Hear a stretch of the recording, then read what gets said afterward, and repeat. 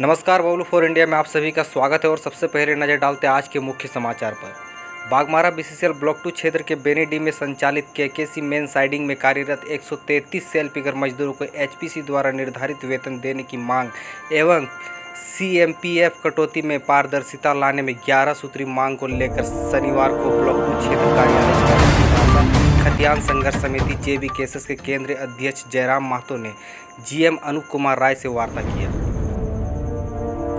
वार्ता में cell picker मजदूर किसके अधीन कार्य कर रहा है, सेल पिकर मजदूरों का वेतन कौन देता है, इसके वेतन सीएमपीएस राशि कटौती कौन करता है, मजदूरों का वेतन बढ़ोतरी में क्यों नहीं हो रहा है, मजदूरों का अन्य लाभ का सुविधा क्यों नहीं मिल रहा है। इन सवालों से संतुष्टिपूर्ण जवाब क्षेत्रीय प्रबंधन व अम्बे खेमका कंपनी ट्रांसपोर्टरों द्वारा नहीं दिए गए। एचपीसी वेतन देने में असमर्थता जताने पर जयराम महतो ने इन पर जमकर गरजे। उन्होंने क्षेत्रीय प्रबंधक एवं ट्रांसपोर्टिंग प्रबंधक को बेशर्म कहते हैं कि ये मजदूरों वेतन कटौती कर कमीशन खाते हैं।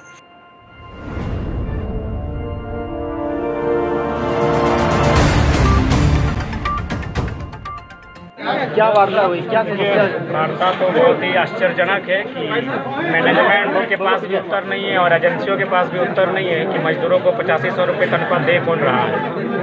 यानी कह सकते हैं कि हम लोग जो फिल्म में देखते थे केजीएफ की कहानी, जो मजदूरों के जुल्म और दर्द की दास्तान जो हम लोग फिल्मों और कहानियों में देखते थे, वो बाघमारा में हकीकत में हो रहा है। किसी के पास उत्तर नहीं है, बीसीसीएल के पास भी उत्तर नहीं है कि ये 130 वर्कर किनके हैं और उन्होंने जिस कंपनी को टेंडर दिया है एजेंसी को, उसके पास भी उत्तर नहीं कि वर्कर किसके हैं। तो बड़ा विचित्र, मतलब सीधे शब्दों में और साफ शब्दों में लोकतंत्र, ये लोग इन कुर्सियों में बैठकर संवैधानिक पदों पर बैठकर लोकतंत्र की हत्या कर रहे हैं।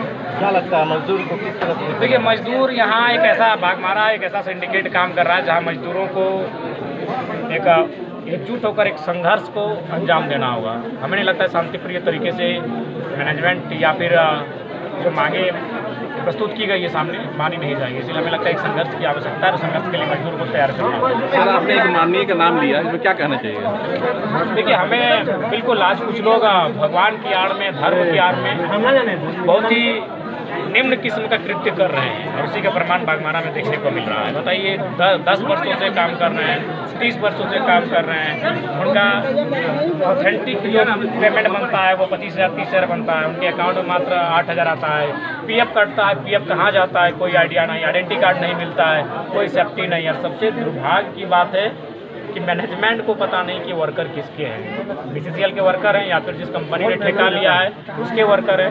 इनको पेमेंट जो देने की बात कही जा रही है वो बीसीसीएल दे रहा है या फिर जिस कंपनी ने ठेका लिया वो कंपनी दे रही है, कोई आइडिया नहीं। कंपनी वाले भी मुकर रहे हैं कि हम नहीं दे रहे हैं, बीसीसीएल मुकर रहे हैं हम नहीं दे रहे, दे कौन रहे? फिर इनके साथ ये लोकतांत्रिक भारत में अलोकतांत्रिक कहानी कौन कर रहा है? आगे की रणनीति क्या है सर? आगे की रणनीति हम लोग 2 दिन का और मोहलत दिया गया है, नहीं तो फिर हम लोग अनिश्चितकालीन चक्काबंदी करेंगे।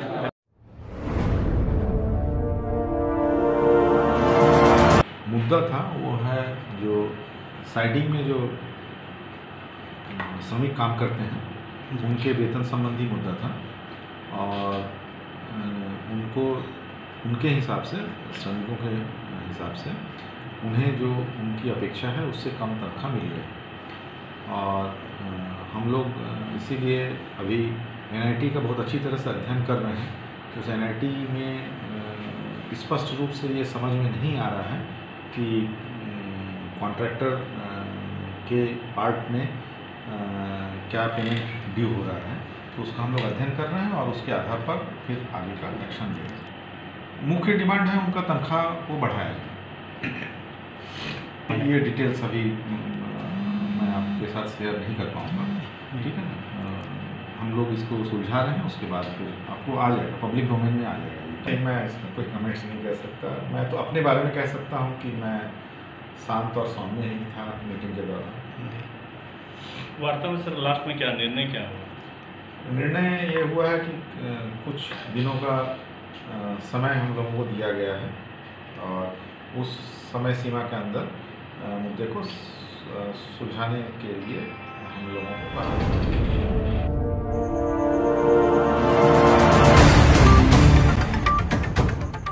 उन्होंने क्षेत्रीय प्रबंधक को कड़ी चेतावनी देते हुए कहा कि अगर मजदूरों की समस्याओं का निष्पादन पर किसी तरह का कोई पहल नहीं हुआ तो 3 दिन बाद पूरे ब्लॉक 2 क्षेत्र का चक्का जाम कर देंगे। इसकी सारी जवाबदेही प्रबंधन की होगी। मौके पर PO TS Chauhan, PM Anil Kumar, PK Jha, Khemka carrier प्रतिनिधि संजय ठाकुर, अम्बे माइनिंग प्रतिनिधि राणा चौधरी एवं जेवीकेएसएस के केंद्रीय सचिव प्रदीप महतो, कन्हई चौहान, रवि महतो, रामदास कुमार, कृष्ण रवानी, प्रदीप रवानी, अर्जुन कुमार, धनु कुमार, हराधन चक्रवर्ती, निर्मल कुमार, दिनेश महतो, बलराम, मुकुंद सिंह गुप्ता, पासवान, जुगल साव, अनिल रजक, मनोज बेलदार, दामोदर महतो, अर्जुन रविदास, बादल रजवार, राजू चौहान आदि मौजूद थे।